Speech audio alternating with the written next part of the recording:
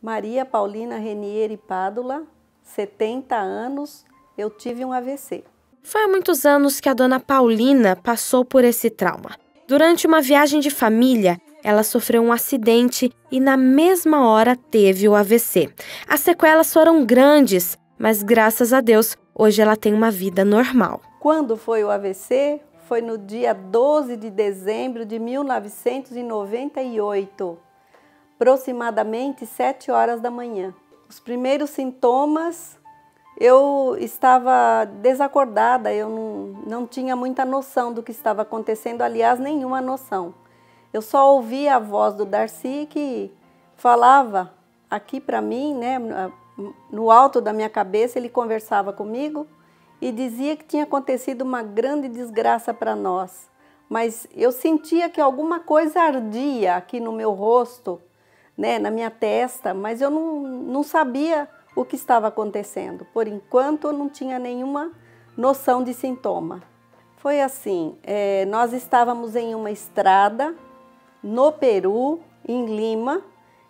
Nós estávamos viajando para o colégio de lá, o colégio peruano, a Universidade Peruana, desculpe.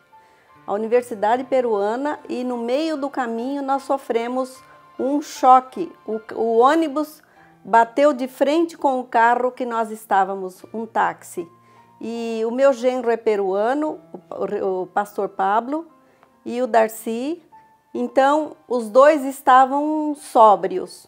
Não aconteceu nada de afetar a mente deles até então. E aí o meu genro se comunicava melhor que ele, porque é de lá.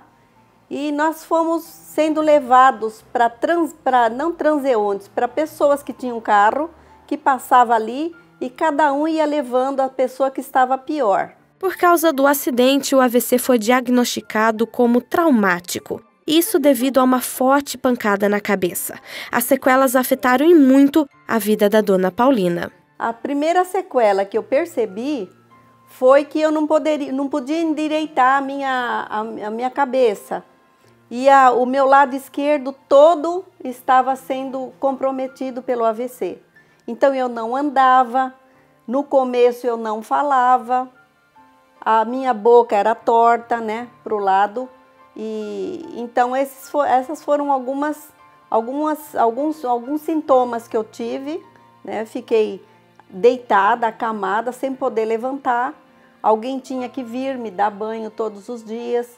Então foi assim, o dedinho meu ele entortou e eu não podia movimentar a mão como se deve. Essa mão eu não tinha movimento nenhum nela. Ela era toda caída, porque o meu lado direito foi afetado, que é a parte motora do cérebro. Então, o lado esquerdo não tinha nada, era todo comprometido. Eu não podia andar, a perna não andava, o braço não mexia, e assim sucessivamente, né? Mesmo com algumas limitações, como a dificuldade de abotoar a camisa, ela explica pra gente que é muito agradecida a Deus pelo milagre da vida. Fiz um pouco de fisioterapia. Eu digo um pouco porque, pelo trauma que eu tive, eu deveria ter mais. Mas eu conto muito com a ajuda de Deus, que foi muito bondoso comigo. E foi Ele quem me fez retomar as forças novamente, né? Mesmo que eu tenha hoje ainda o limite, mas eu retomei as forças. Eu ando, eu faço as minhas atividades normais, né? Com uma limitação. Eu sei onde está a minha limitação. As pessoas às vezes não notam, mas eu sei, né? Então, por causa de ter sido afetada a minha parte motora, evidentemente eu teria que ter alguma sequela nesse nível.